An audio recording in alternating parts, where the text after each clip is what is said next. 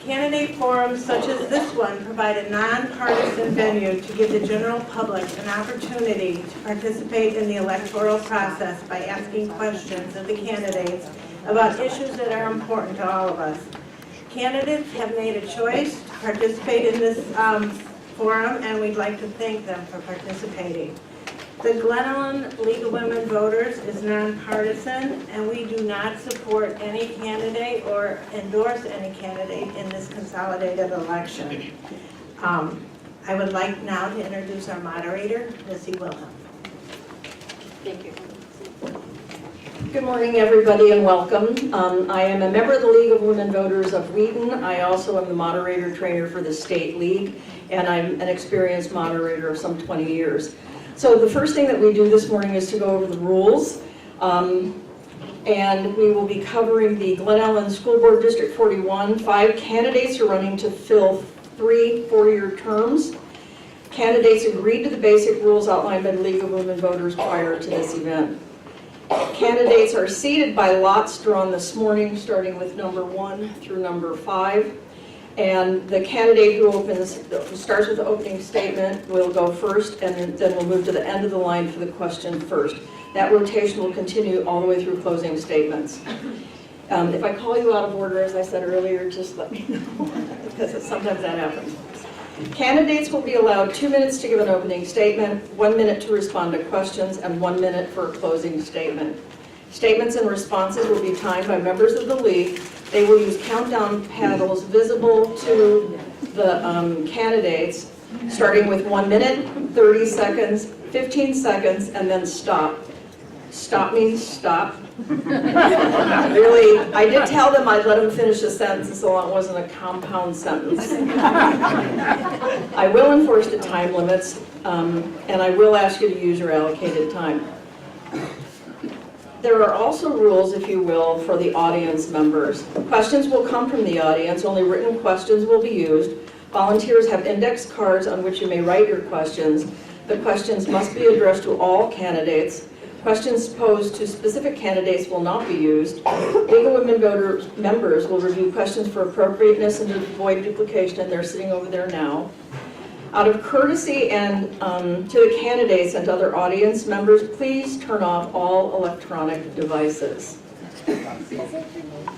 Finally, well, second to finally, please refrain from applauding or demonstrating in other ways in support of or non-support of a candidate. No voice, image, or other duplication of the form may be used by a candidate's representative or campaign in any campaign advertising. A table outside of this room has been provided for campaign literature. Does everybody understand? Yes. All right, then let's get started. We're going to begin with opening statements, and the first opening statement will be by Ms. Clark. Is this on? Oh, it is on. Okay. Good morning, everyone. I would like to thank the League of Women Voters for holding this forum. To tell you a little bit about myself, I'm originally from Northern Ohio and have lived in Glen Ellyn for 12 years. My husband Matt and I have 4 boys, ages 9, 11, 14, and 17. As you can imagine, life in a house full of boys keeps me on my toes, but it gives me an engaged, passionate perspective.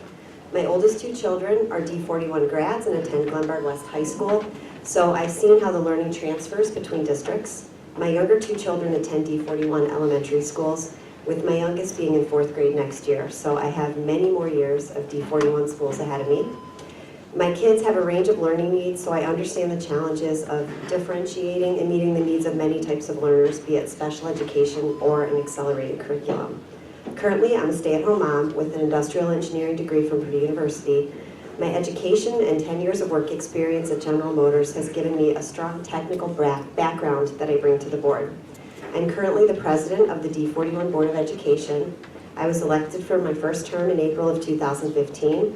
I'm running on a slate with Kurt Buchholz to seek re-election to a second term to build on our successes of improving the district's quality education, making the district more fiscally transparent, and holding the line on taxes.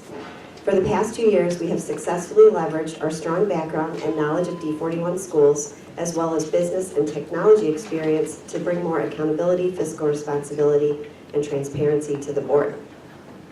The 2 of us successfully negotiated a contract with our AFSCME union, and I negotiated for the board a contract with the teachers union in record time. We have improved facilities by eliminating the last of the portable classrooms in the district, ensuring that all schools have the latest security measures, and updating our buildings to have appropriate ADA accommodations. We've drove initiatives to improve a previously failing special education program, and also negotiated a responsible compromise. Thank you. Oh, thank you. You're welcome. Mr. Buchholz? I realized this morning, last time I was up here, I didn't need readers, so I know that I'm getting older, so I apologize, but I can't read my notes. Welcome. I want to welcome everybody here. My name is Kurt Buchholz. I've lived in town for my entire life. I'm third generation in town, and my kids that graduated from Lombard West were third generation at West. I'm married to Lisa, who is a first grade teacher at Lincoln, and I am proud to say that I live in a house of a Golden Apple recipient, which is the granddaddy of all recipients for teachers, which my wife won last year. I have 3 children, Kayla, Cassie, and Kent. Kayla is a teacher in the surrounding district. I'm very proud of her for that. It was her lifelong dream. Cassie will be graduating school in 4 years this spring. I am very happy about that. And Kent is an 8th grader. He'll be heading off to Lombard West next year. I own an all-state agency in town, so I work and I live about a quarter mile from each other, so I have a terrible commute. I have to wait for the light at Main Street and Roosevelt Road. It's sometimes terrible. I have coached in the community for 15 years. I just retired as a Titans basketball coach, which I did do that for 15 years. I've been on several boards. Some of them were appointed, some of them were elected, passed on the park board in the early 2000s, served as president of Faith Lutheran Church and president of the Rotary Club. I attended North Central College to have a marketing degree. As Stephanie stated, we're running together as a slate. We've been very transparent about that. And I just wanted to continue running on what we ran on last time, which was fiscal transparency, fiscal responsibility, transparency, and accountability. We zeroed the levy 2 years ago and took a quarter levy, all while producing a $10 million surplus and controlling expenses. We've been transparent, all of our board meetings. Thank you. Thank you. Appreciate it. Mr. Estes? Hello, I'm Ted Estes and I want to work for you. My wife and I built our house in Glen Ellyn 25 years ago. Our 2 children attended Churchill and Hadley and are now successful students at Lombard West. I'm a software developer with degrees in electrical and computer engineering. I work as software team leader and game designer developing pinball games. I have involved myself in the district and the community by serving on the District 41 Facilities Task Force as Assistant Scoutmaster for BSA Scouts and as Coursework Advisor at the Technology Center of DuPage. For years, I have attended and watched school board meetings and have researched and analyzed issues within our school district. Memorable things happen in schools. Back in 6th grade, I had a new teacher who was passionate about science, who introduced hands-on lab work to the classroom. Science was the best part of my day, making that one of my most memorable years in school. Learning by doing, sparking student interest, project-based learning, these same experiences happen to our kids in our schools, where they find their passions and develop the skills to pursue them. I'm running for school board because I value the opportunities our school district provides to help kids find and succeed in their areas of interest. I recognize the role that our schools serve to connect us within the community. I want to preserve our investment in the schools, maintain the district's reputation for quality education, and ensure that our neighborhoods continue to attract homebuyers. I believe that the culture and emotional climate of an organization comes from the top. The Board of Education should be leading by example to set the tone and direction of the school district, working in respectful collaboration with each other, the administration, and the community. I look forward to exchanging perspectives this morning and encourage you to contact me afterwards if you have questions or comments. Thank you. Thank you. And I have a note to ask the candidates to be sure and hold the microphone close to your face so they can hear you better. All of you. You did fine. Go ahead. I thought Thank that was you. just... Ms. Hill. My name is Julie Hill. I'm a D41 parent. I have a 3rd grader at Ben Franklin and a preschooler, and therefore a vested interest in this district.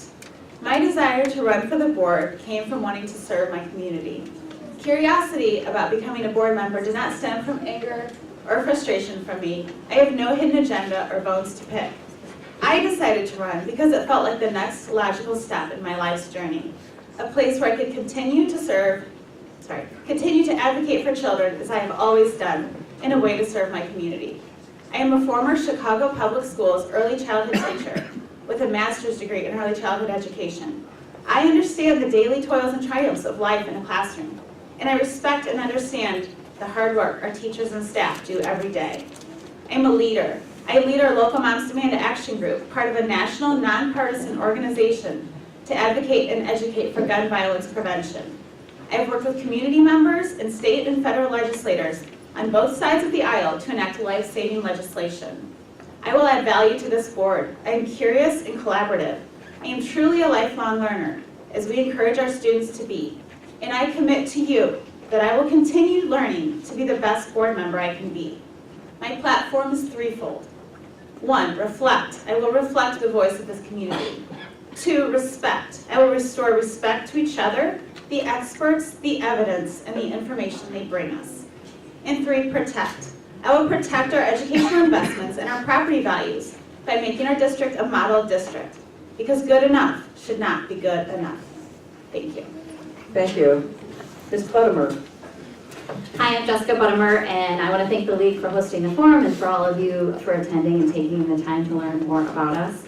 I work part-time as a freelance user research consultant and as a capital campaign coordinator for Prairie Food Co-op.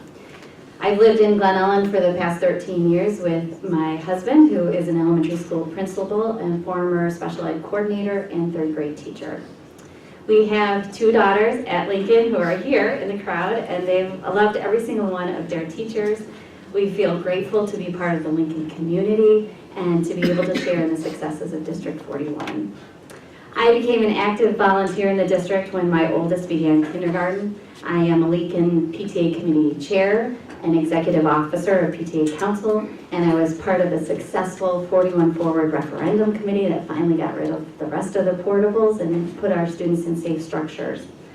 I have been attending and speaking at most school board meetings for the past 2 years. I've worked with other parents to post meeting summaries online for those who don't have time to attend the very long meetings.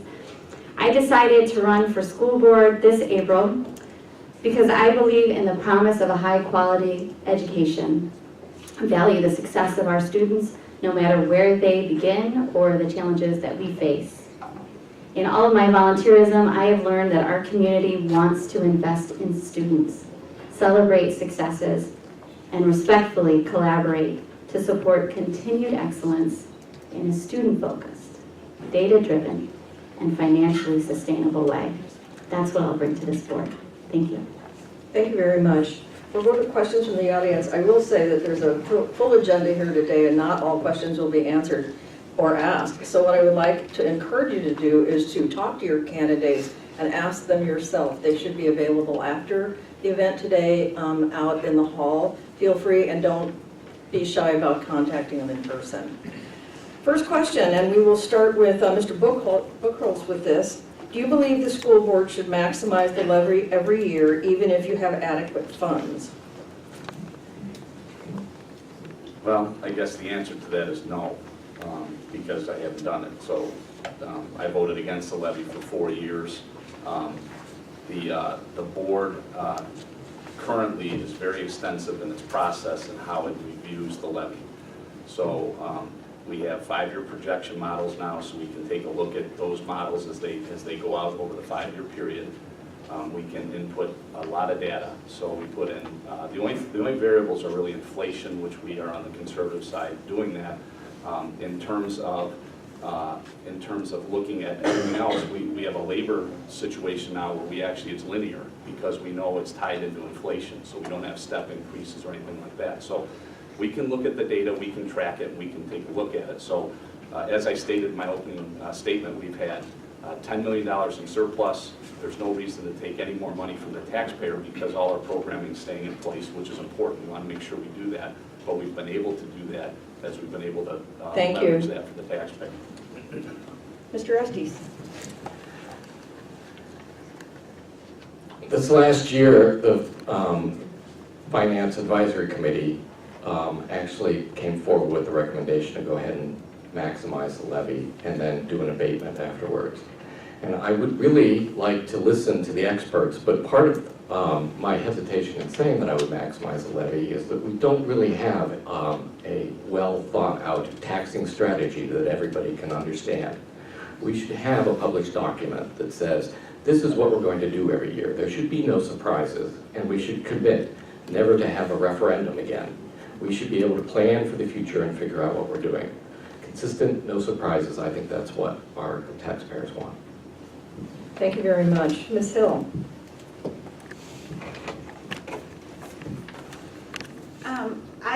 I disagree with the last two levy votes made by the board majority.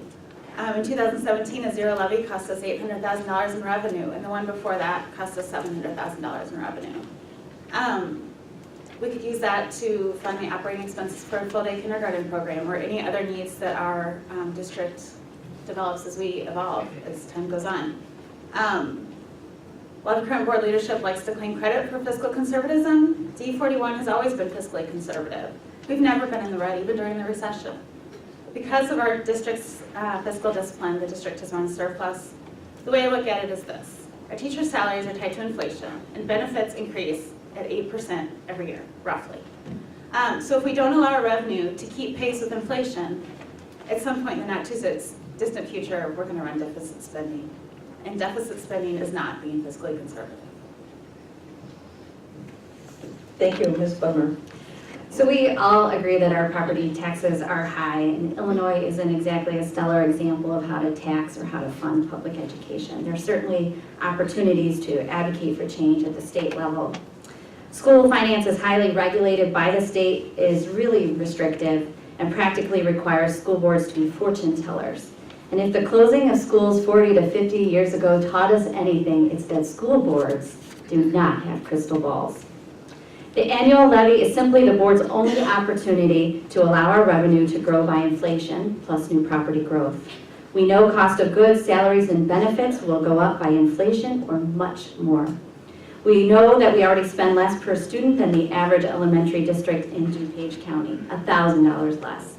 We also know that we have increasing preschool and special education needs that the state mandates we provide. We know our community wants and expects full-day kindergarten. We have to be ready to meet these demands. And after my work on the referendum, Thank you. yep. Ms. Clark? Obviously, Mr. Buchholz already explained that we haven't maxed the levy the past 2 years. And, you know, in my mind, fiscally conservative has nothing to do with running in the black. If you're running in the black and running $5 million surpluses, which is 10% above our budget, in my mind, it's irresponsible to continue to ask our taxpayers to give us money just because we want it if we don't have a plan for it.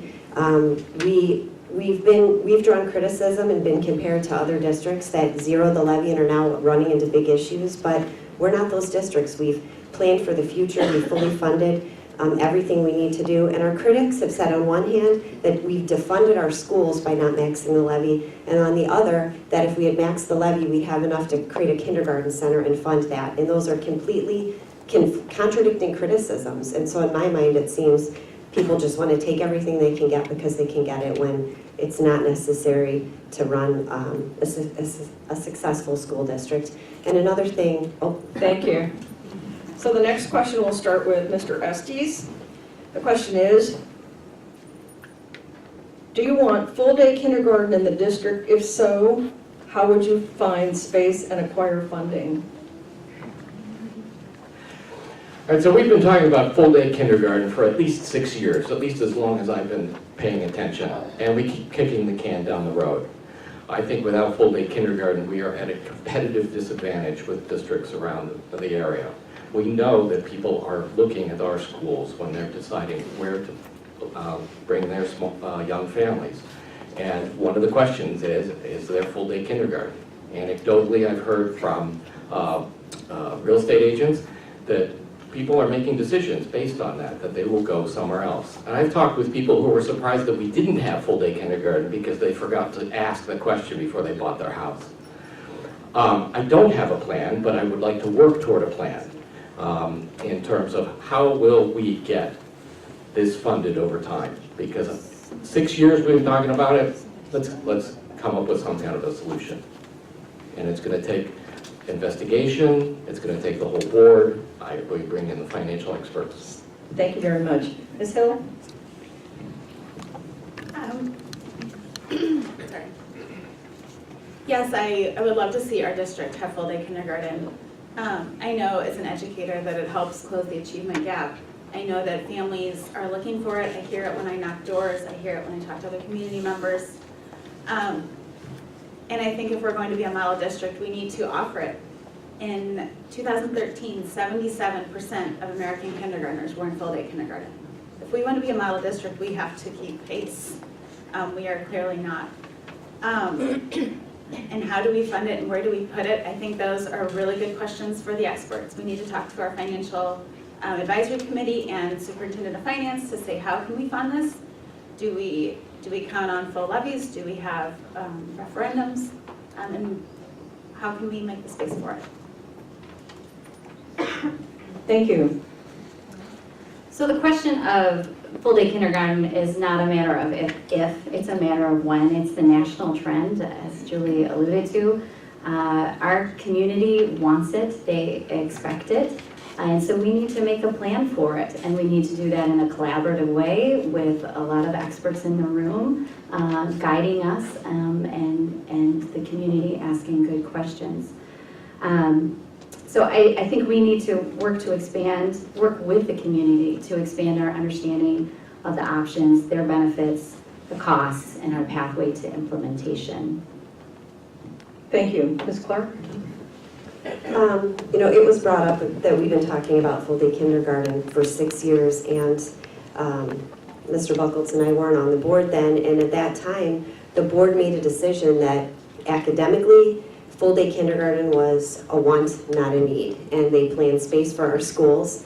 And we have the space that we have. That's what the board has been given in the decisions by prior boards. And I would say, I think 80% of our kindergartners come in high-performing, surpassing expectations. So we have, our kids are doing well. And I would say the community has said they would like the idea of full-day kindergarten, but no, they don't want to fund it. So until that opinion of the community has changed, to move forward with something and maximize the levy, to build up money to provide something they said they don't want to pay for, is not the right way to go about it. You need to turn to the community. If they want it, they would pass a referendum, and you're going to need 2 referendums, one for a building, which would be close to 30 million, and one for continuing operating costs. Thank you very much.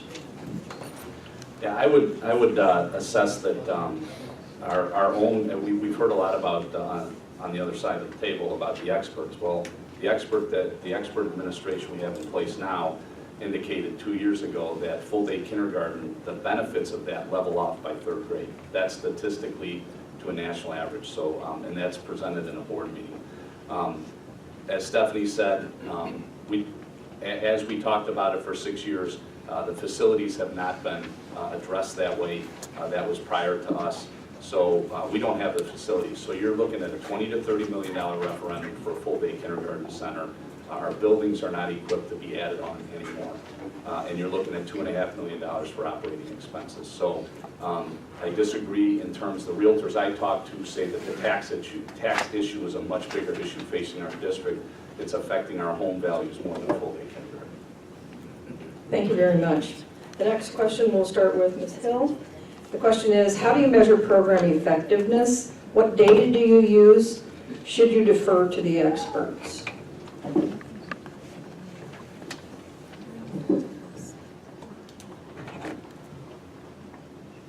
Can you repeat the question?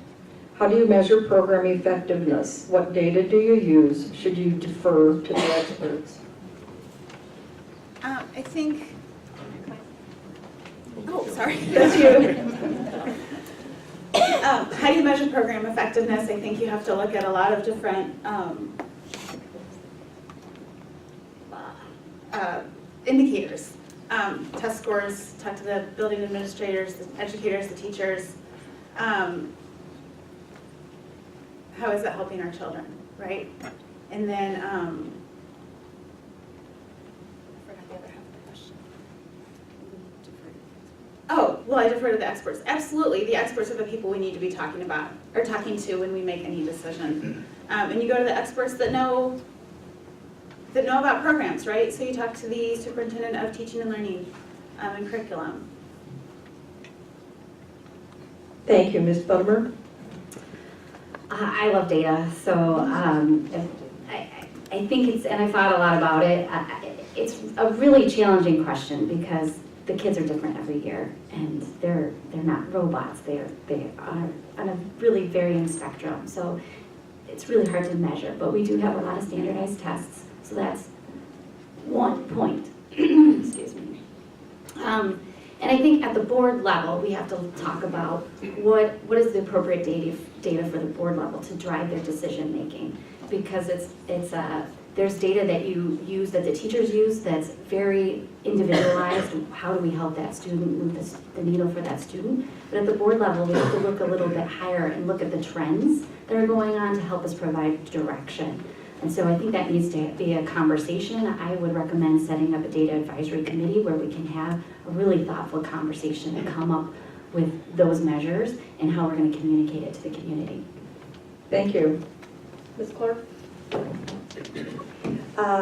As far as measuring program effectiveness, if you look at what we do in the district right now, the administration does periodic program reviews and looking at everything we do, and you do want to defer, or look to the experts for their thoughts on how things are going. But that doesn't necessarily always mean they're giving you all the information that you think that we need. We have a lot of data that we look at academically, but I think one area we're really lacking in our district, and I've struggled for the past 4 years to try to have us examine, is social and emotional and behavior data. How is our day impacting our kids and the decisions that we make impacting our kids? And personally, from my experience, sometimes there's decisions that the experts make or things that they're doing that don't make sense. I'll use special ed as an example. That's an area where I've really had to advocate for change in that area of our district where the experts were saying everything was great. And based on the fact we had to do an audit, I would say that's not true. Thank you very much.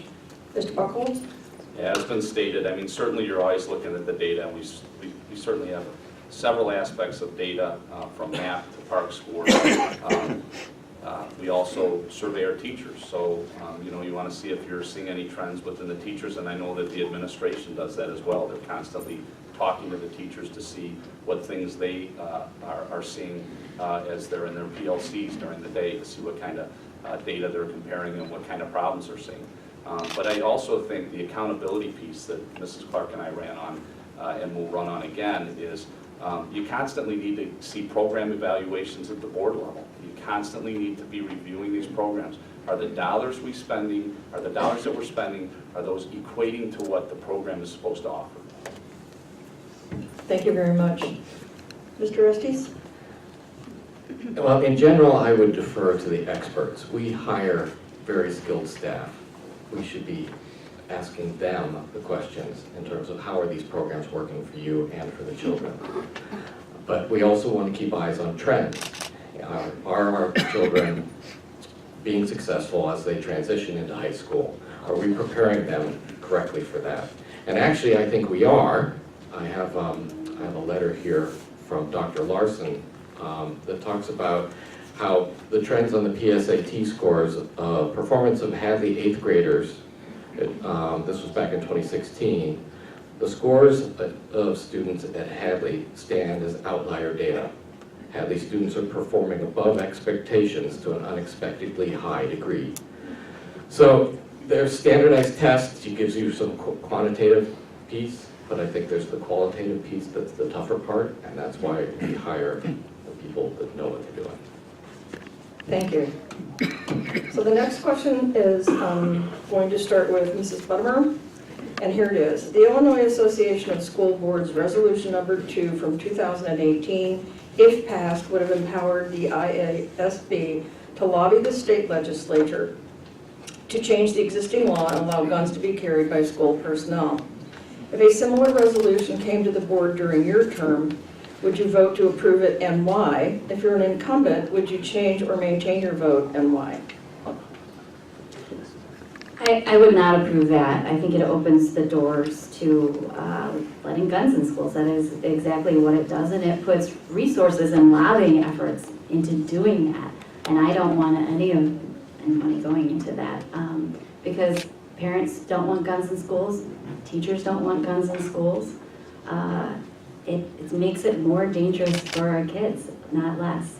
And I think those resources, in terms of the dollars and the time spent, are needed elsewhere. They're needed in the academic performance, in the social emotional learning and care. And all those resources need to go into a better place. Thank you. Ms. Clark? This is one that, my decision, I would not change my decision. That's what was asked of me. The issue came from school districts who are not afforded the same luxuries, I would say, that we are in Glen Ellyn. We live in a great community. We have a well-trained police force that's readily available within minutes of an incident in our town. And I personally feel my kids are safe in this district. I have no question about that. I've unequivocally said, we don't need guns in our schools, we don't need a different solution, but I do recognize that there are districts that aren't in the same situation as us, and I do think that the fact that they brought this resolution forward and it was recommended by IASB, the membership that we belong to recommended it, and I think it needs to be explored. I will mention, we say no guns in schools. Schools have resource officers, and they do carry guns, so there are weapons in our schools technically if you have a resource officer. Thank you. Mr. Buchholz? Like Mrs. Clark, I voted yes on the resolution, and I would vote yes again. For me, it was, we're a member in the IASB. We're part of the association. We're a member district, and we had members in the association that were asking for this. Some of them were indicating that they had 30-minute response times from their police departments. They live in very rural districts, and the issue was to allow local control to make those decisions and to give them some safety protocols that they were asking for that we don't have to worry about here. All 7 board members said they would not harm teachers in our buildings. I mean, our police department said we would have 3-minute response time, and we would have SWAT teams there within 12 minutes. They don't have that luxury. Thank you. Mr. Estes? So it's not a question of if, it's a matter of when. I spoke with Terry Feldon, the IASB resolution chair, just yesterday, and he says it's certain to come up again. And he was against it, I'll tell you. I believe it was an ill-informed decision. There's no evidence that the benefit outweighs the risk. And I asked Terry about that too, and there was no evidence presented. The only decision there was based on this local control issue.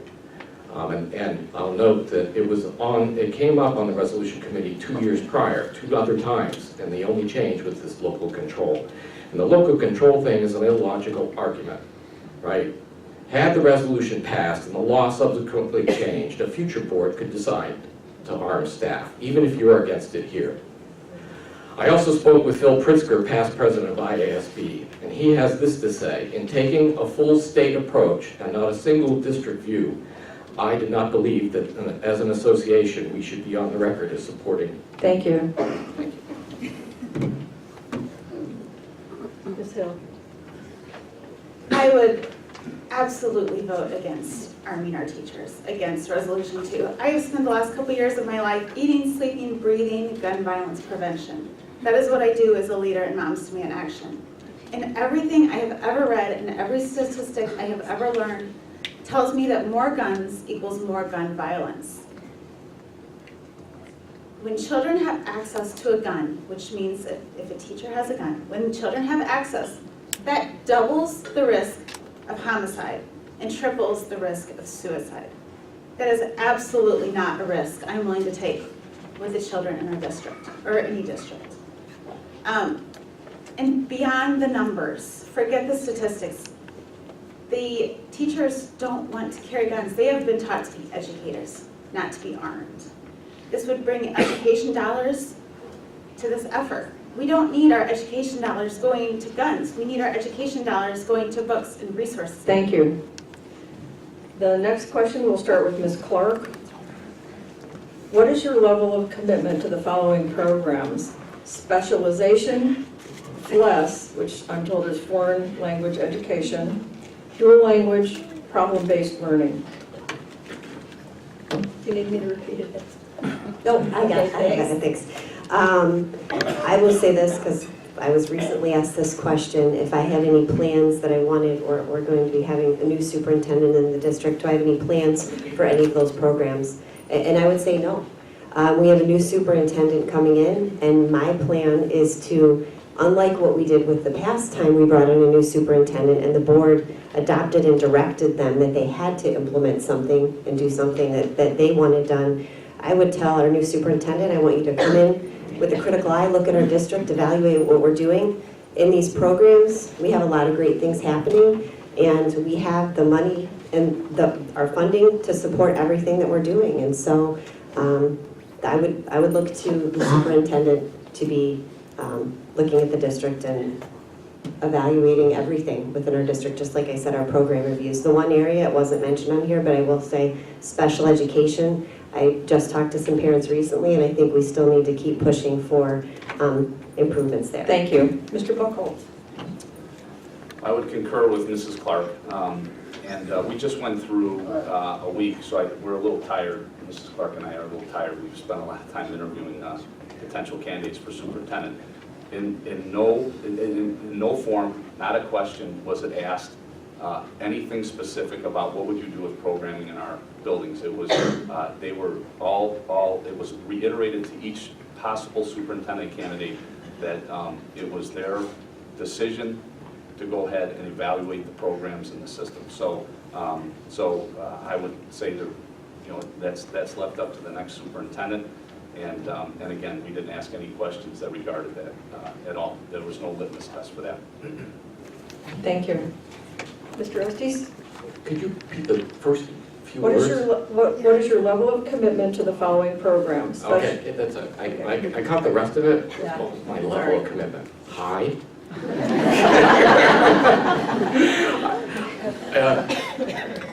All of those programs are things that help with our competitive advantage when people are looking to move into our district. But not only that, it's a competitive advantage for our students coming out of our district.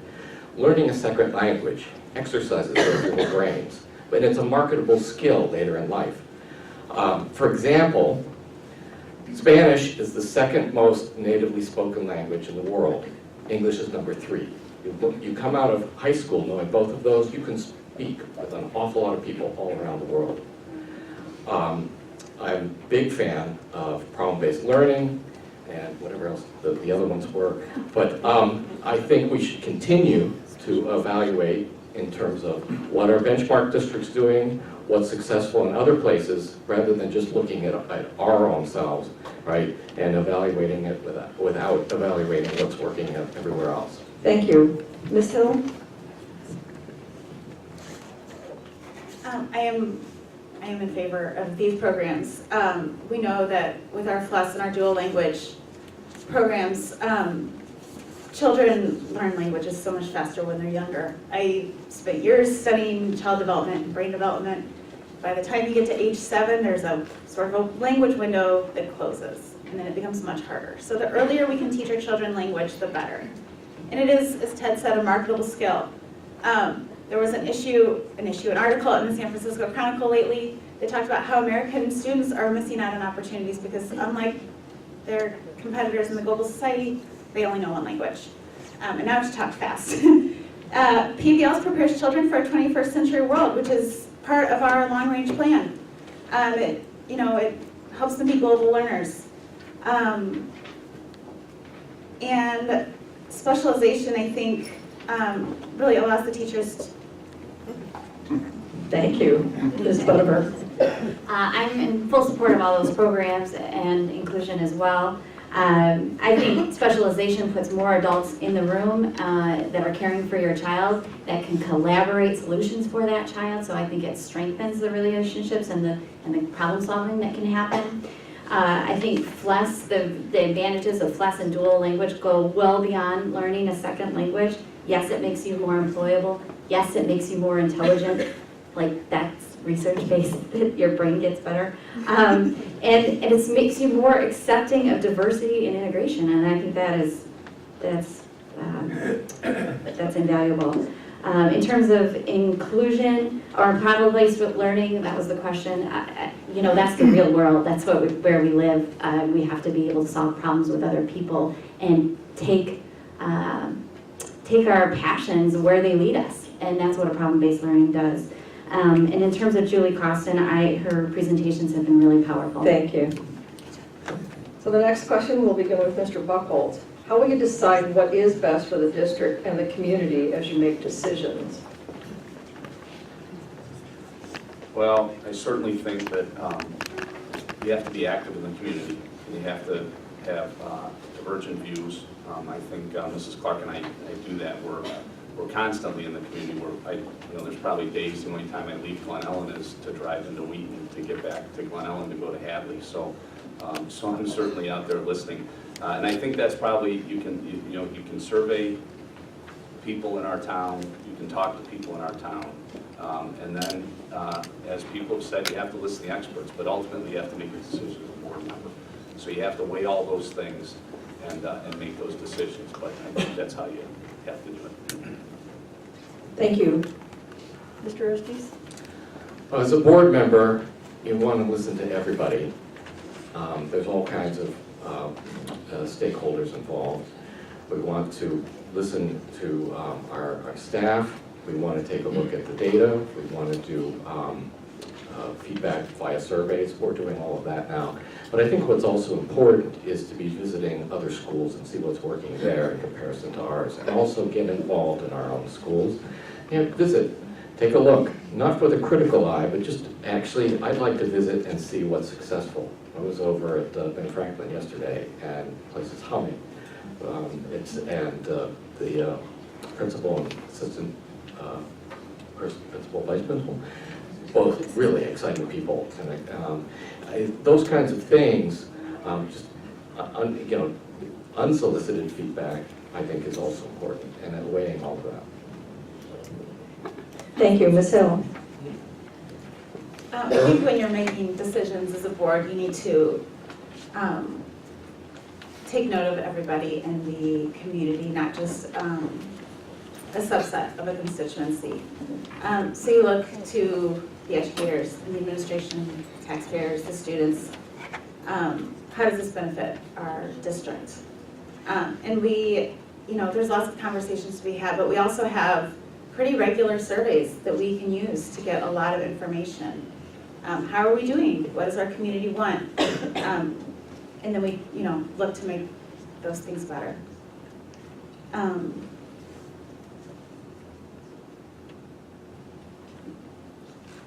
think that's it. Thank you. Ms. Buttimer? Can you repeat the question for me? I'm sorry. Sure. How will you decide what is best for the district and the community as you make decisions? Sure. I think it begins with trusting intentions and knowing that staff are the experts in education and parents are experts in their children, and knowing that they both want what is best for students, and that we have to work together to do that.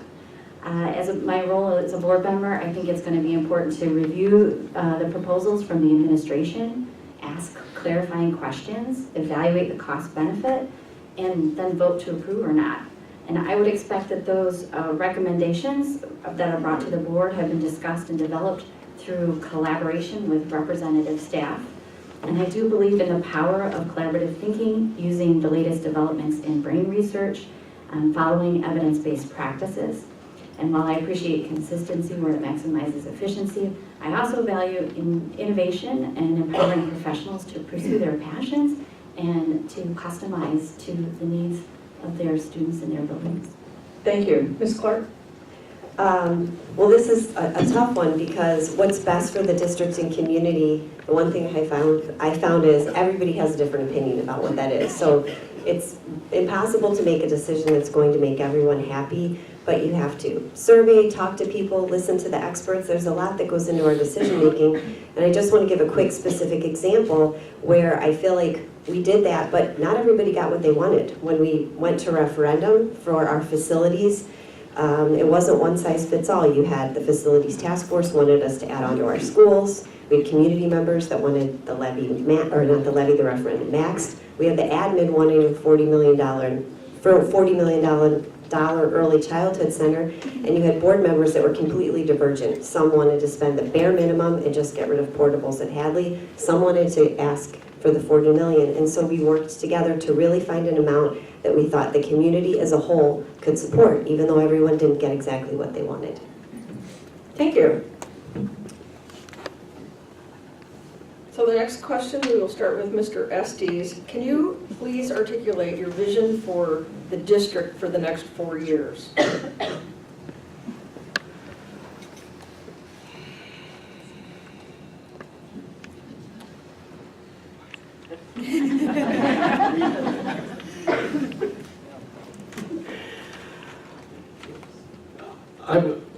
If elected, I'll only be one person on a 7-person board. So my vision is, I don't think is that significant. What I'd like to see is that we, as a board, get out of the way. Boards don't need to be seen. They don't need to be heard. They're really supposed to be there to make our district look good and support the administration. When's the last time you heard about a board of directors at some other company or whatever, unless there was a scandal, right? Their job is to make their employees look good and set the example from the top, right? We should provide a good, safe working environment for our educators so that they can get concentrated on their jobs. Thank you. Ms. Hill? On the wall at the CSO where the board has their meetings, there's a quote that says that children should be at the heart of all decisions. And I think that as a district, we really need to focus on our children and on our students. And that is what I've always done. I've always been an advocate for children. And so, you know, we have a vision for the next couple of years. It's the long-range plan, and it goes through 2021. And if you look at the student profile, they have things that, you know, aspects of a student that says, I have a global perspective, I'm curious, I'm educationally prepared, I have a growth mindset, I'm a critical thinker and a problem solver, collaborative, I'm kind. And I think this is our vision, that we put these things into practice in our schools, and we make decisions that move us toward these attributes for our students. We have a vision, we just have to fulfill it, and we have to make decisions that lead us to it. Thank you. Ms. Buttimer?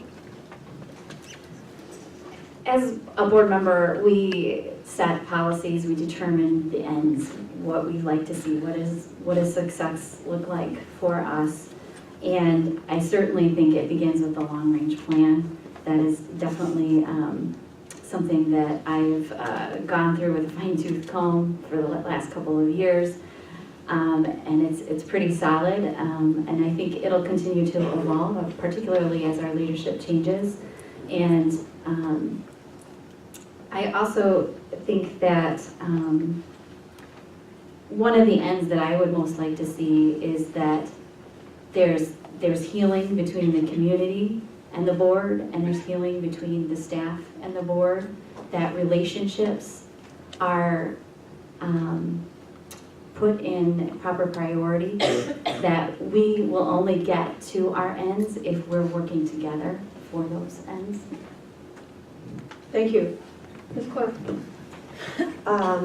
Vision for the next 4 years. I would say, as Mrs. Buttimer just said, we'll have new leadership coming onto the district, and my hope is that we can come together as a community, the staff, the students, everyone, and embrace them and work together for the students. I mean, ultimately, that's what we're all here for. That's what public education is about, and I'm hopeful for where we're going with that. I think we have our long-range plan to guide us, and we are a high-performing district. We do really well. We have amazing students, parents, teachers. We have a community that really cares about all of our students and all of them growing and having fulfilling experiences within our schools, but there's still areas for improvement. Academics, I would challenge us to make sure that all of our kids are growing on every part of the spectrum.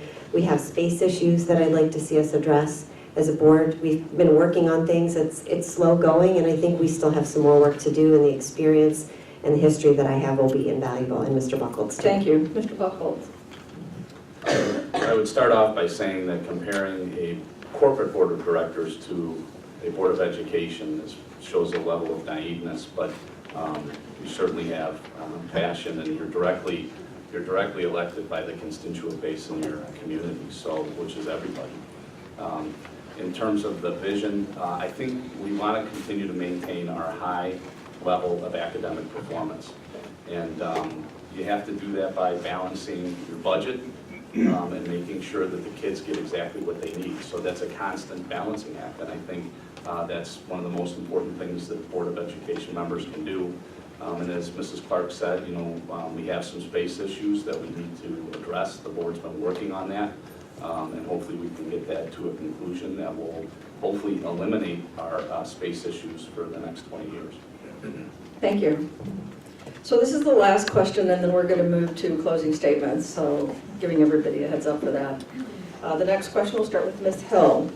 What do you think should be done, if anything, to improve community satisfaction with the District 41 board?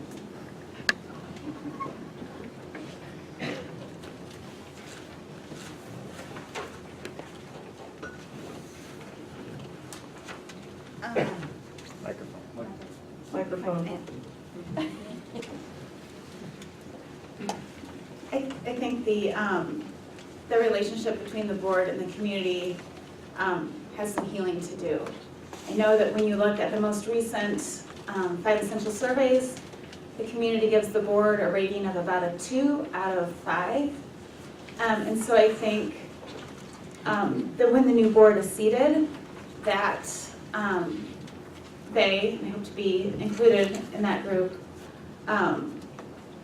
will have to reset. Will have to take an honest look at themselves and evaluate, how do we fix this? And I think a lot of that is developing a new relationship with the community. Board members need to treat each other and their community members with respect and truly abide by the board norms. My nonpartisan response demand has provided me with experience conducting respectful, constructive conversations with lawmakers on both sides of the aisle. Thank you very much. Ms. Buttimer? Less boo, more woo! So it begins with celebrating the countless things that we are doing so well. I've worked in jobs where I didn't feel appreciated, and I can tell you it's a real drag. It doesn't take long to start feeling unmotivated and resentful, unless you really believe in what you're doing and how you're doing it, and in the students that you're doing it for. And I think that's what's really carried our staff through this very tough time. They believe in themselves and they value the work that they're doing and the students they're doing it for. It starts with gratitude, which is easy, powerful, and free. My favorite. Faith-based communities has always known this, and there's now research to confirm that gratitude makes you happier, your brain functions better, and your body digests food easier. It's free, it's easy, it matters. Thank you. Ms. Clark? Improving community satisfaction. I know this is an area, even before I was on the board, that seems you struggle with. Back, I think 2014 was the first set of surveys that I saw done, and community satisfaction with the board hasn't changed that much since then, and commentary on the board. And I think that, as I said, I mentioned in one of my other answers, it's a challenge because we have a lot of divergent viewpoints, and really trying to find the common ground, have people think that you're listening to them, and sorry, there's talking in the audience,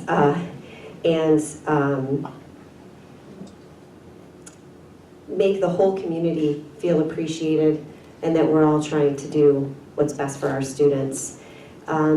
It's not just about me as a parent with the kids in school. It's about our retired community members who raise their children here and want to stay in our community and want to have successful schools as well. Balancing all of those needs and really giving everyone a voice. Thank you. Mr. Buchholz? Well, anybody that lives in this community as long as I have knows that District 41 creates a lot of passion. So there's been, I see Mr. DeBavio in the audience, he can certainly attest to the fact that there's passion, there's board meetings where people have different viewpoints, and it's tough, it's messy, it's sticky. That's what happens, that's what makes us a great community.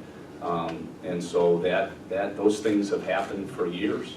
It's not just this board, it's happened for years. And you're doing your business in front of the public.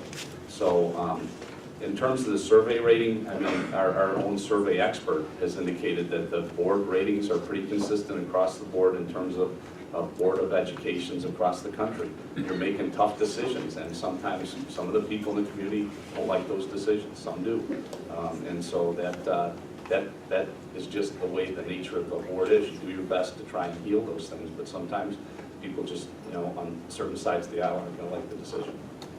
Thank you. Mr. Estes? Could you repeat the question again?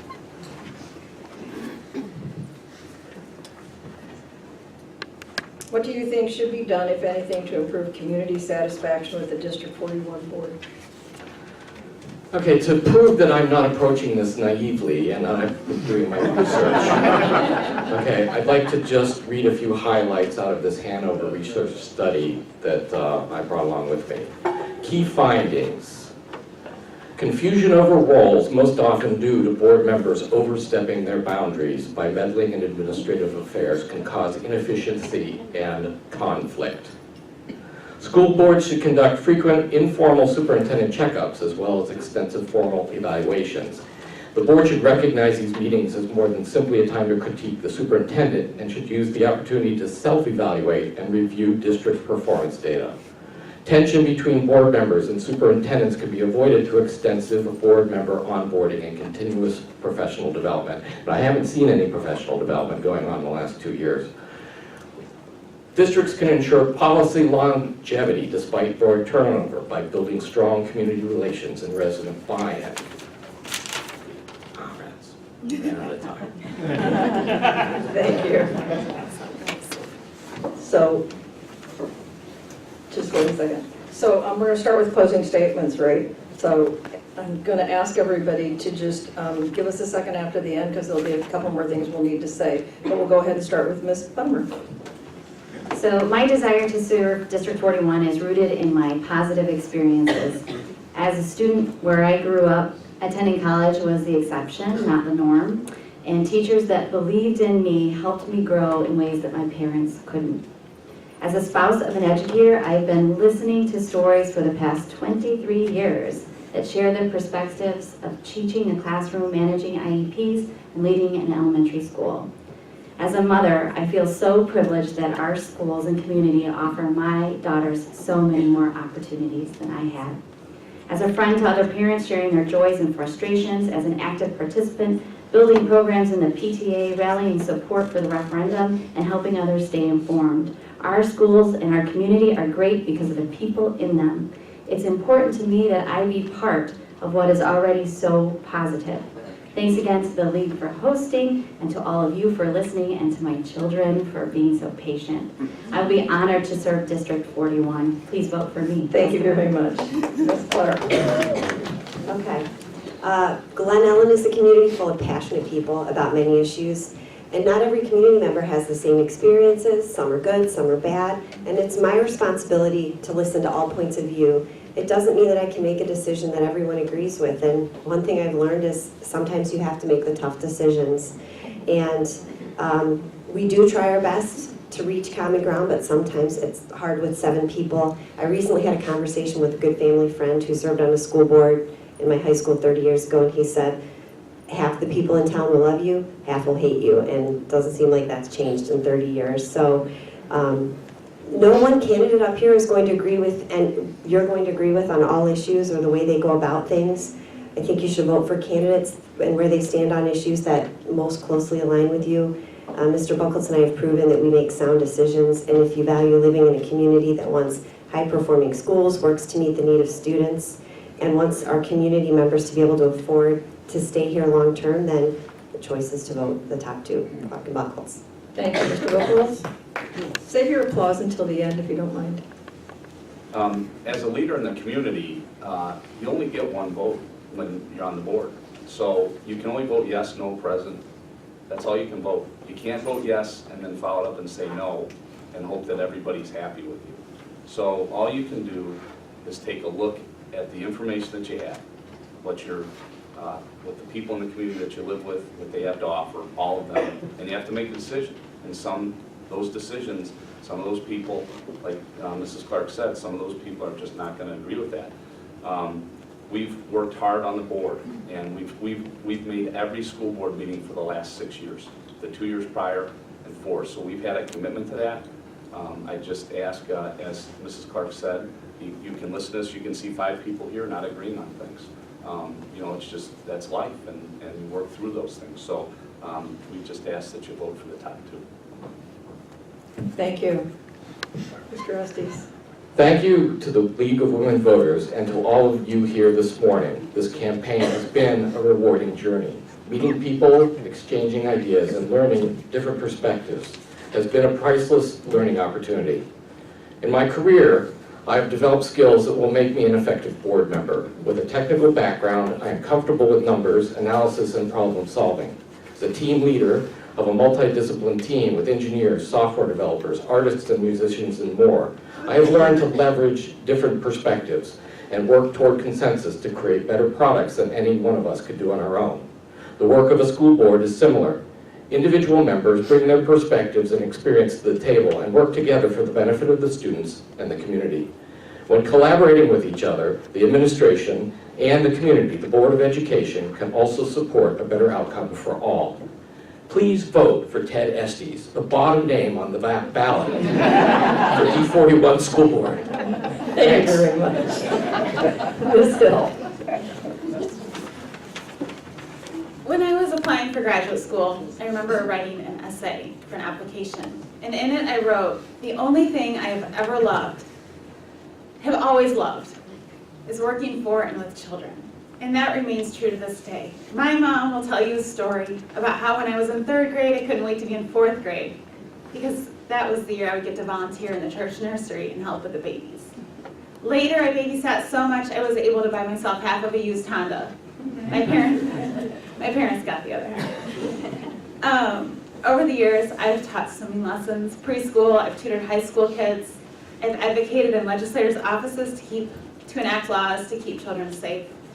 My heart and my work has always been about improving the lives of children, and I've always tried to serve the community in which I live. I would love to continue working for children and students by serving on this D41 Board of Education.